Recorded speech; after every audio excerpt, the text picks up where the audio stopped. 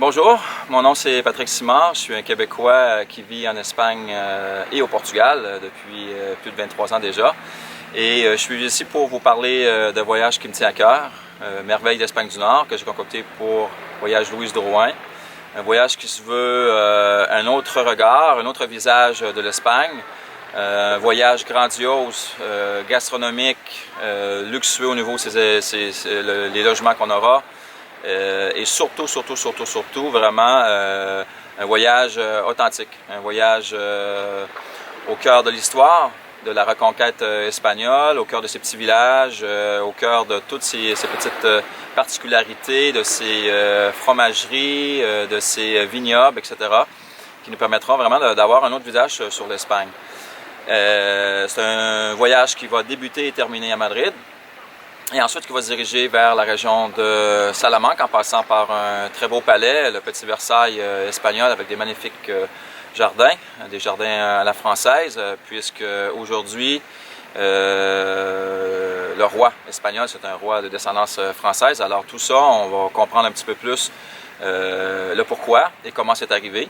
Alors on passera par cette petite place pour découvrir ce magnifique palais en se dirigeant vers Salamanque. Salamanque, une ville universitaire avec des magnifiques monuments.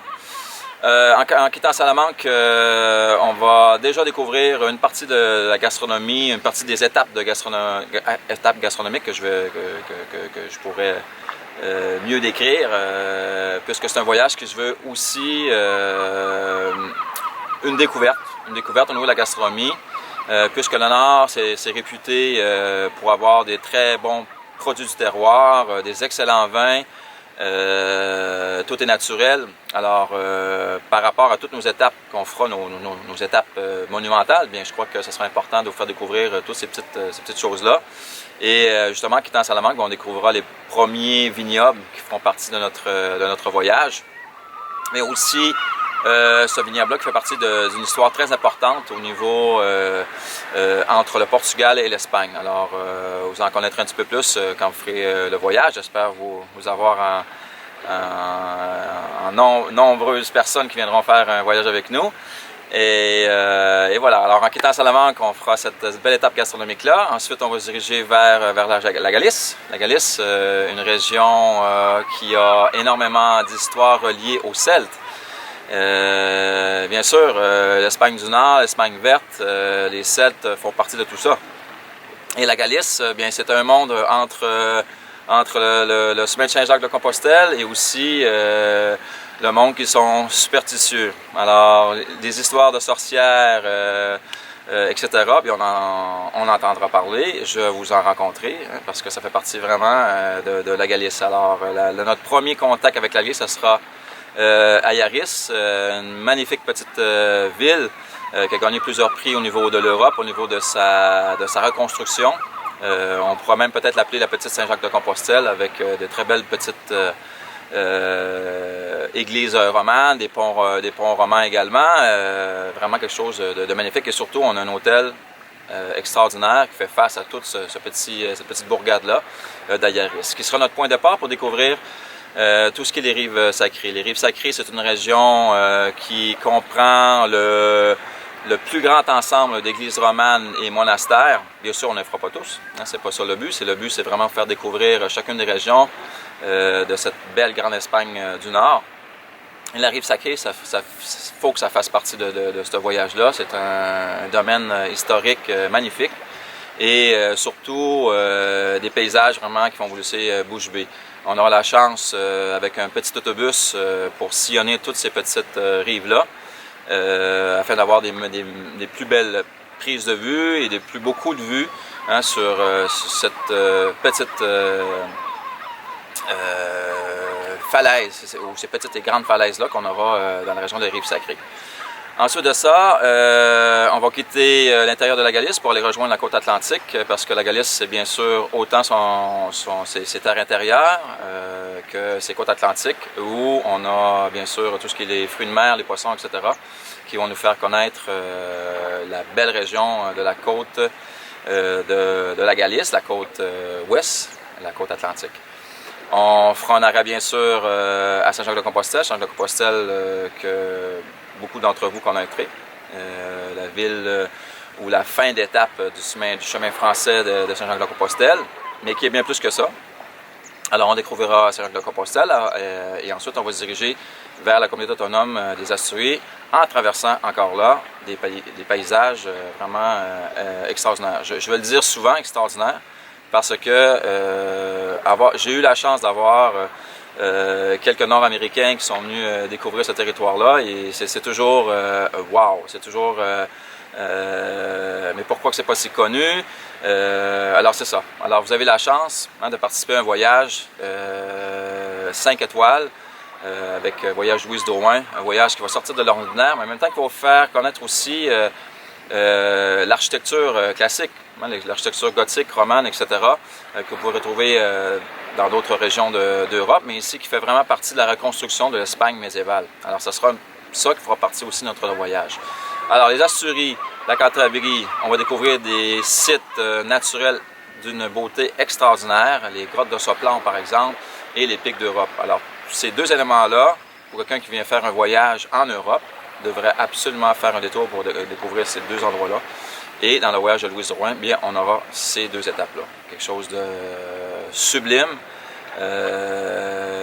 Qui est encore là, qui va porter toujours le 50-50 entre terre et mer et entre architecture et beauté paysagistique. Je crois que c'est ça qui est important dans un voyage et ce voyage-là va bien représenter ça.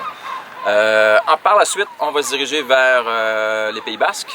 Les Pays Basques qui font partie d'un territoire aussi particulier que je dirais que la Galice, puisqu'ils ont également leur langue propre, comme le galicien. Eux, ils ont l'euskera, qui est une langue propre à eux, et aussi une identité propre à eux. Alors, on découvrira bien sûr la très belle ville qui s'est modernisée, je crois qu'une des plus belles villes de l'Espagne, ville moderne, jeune, bouillante d'énergie, avec nombreux monuments, Bilbao. Et ensuite, peut-être la plus aristocrate, la plus élégante, San Sebastián. Alors ça fera partie également de notre voyage. Avant de quitter, vers encore l'intérieur, les territoires de la Rioja, les grands vignobles, les grandes découvertes gastronomiques. Et ensuite, les petites ermites, puisque dans la région de l'Aragon, c'est une région qui n'est pas souvent proposée, puisque l'Espagne, c'est très grand. Mais encore là, pour donner un petit peu cette espèce de boucle historique qu'on veut faire dans ce circuit-là, bien l'Aragon fait absolument partie faut absolument que ça fasse partie de notre voyage, puisqu'on va découvrir des ermitages vraiment extraordinaires. Également un des plus beaux, peut-être le plus beau château médiéval qui existe en Europe. Et bien sûr, la cerise sur le sundae, qui est le parc Ordesa et les Monts Perdus, qui est, à mon avis, dans les plus beaux parcs qui existent au monde. Et on aura la chance de découvrir tout ça en 4x4, avec un beau petit pique-nique, tranquille, relax, pour contempler. C'est très important dans un voyage d'avoir le temps de contempler, et ça, c'est un voyage qui va nous permettre de contempler. Suite à l'Aragon, une communauté autonome très aride, très chevaleresque, on va découvrir bien sûr tout ça. Et on va descendre sur Saragosse. Saragosse est une ville très importante, un poumon économique très important de l'Espagne, mais aussi une ville historique très importante, où on va aller chercher une partie qu'on n'a pas vue encore, c'est-à-dire toute la fondation de Rome, si vous voulez, dans la Hispania de l'époque, 1er siècle après Jésus-Christ, et également aussi des monuments de l'époque arabe. On ira voir Al-Khafariya, qui est peut-être un des plus beaux monuments à l'extérieur de l'Andalousie. Bien sûr, on parle de l'Alhambra, mais le monument Al-Khafariya de Saragosse est vraiment quelque chose d'extraordinaire à découvrir. Et aussi, ça fait partie d'une des dynasties qui a vraiment agrandi le territoire des Arabes à l'époque de la domination de ces personnes-là. Alors, on découvrira Saragosse de fond en comble. Encore là, des hôtels de choix vraiment extraordinaires pour rentrer sur Madrid pour terminer le circuit. Alors, moi, j'aimerais vous dire une chose. J'aimerais tous vous avoir dans ce voyage-là. C'est vraiment un voyage extraordinaire, un voyage haut en couleur, gastronomie, architecture, luxe au niveau des hôtels, contemplation, très bien dosé. Dans tous les kilomètres qu'on aura, on aura toujours des belles visites à faire. Alors, il ne faut jamais regarder un circuit avec le nombre de kilomètres qu'on va faire, sinon, par rapport à toute la logistique de l'organisation de ce voyage-là, ce sera un voyage qui va très bien se faire et on aura toujours des choses vraiment grandioses à faire durant tous les kilomètres qu'on fera entre chacune des étapes. Un voyage qui va créer la magie, qui va, je crois qu'il va peut-être même redéfinir pour vous c'est quoi voyager. Des fois, on pense aller en Australie, en Nouvelle-Zélande, des fois, on dit bon, c'est très loin, etc. Alors, pour moi, le nord de l'Espagne, ça réunit tout ça. L'exotisme, l'architecture classique et les grands monuments extraordinaires qu'on peut retrouver dans d'autres endroits de l'Europe. Des paysages difficiles à battre. Hein. On aura les plus belles montagnes, on aura les plus belles côtes atlantiques, cantabriques. Et bien sûr, tout ça, ça fait vraiment de nombreux ingrédients qui vont faire un succès de ce voyage-là. Alors, je vous attends, tout le monde, ici derrière moi, la magnifique Ria de Vigo, qui fait partie d'un des très beaux paysages que vous pourrez découvrir dans ce voyage-là, qui s'appelle Merveilles d'Espagne du Nord. Alors, je vous attends et au plaisir de vous rencontrer.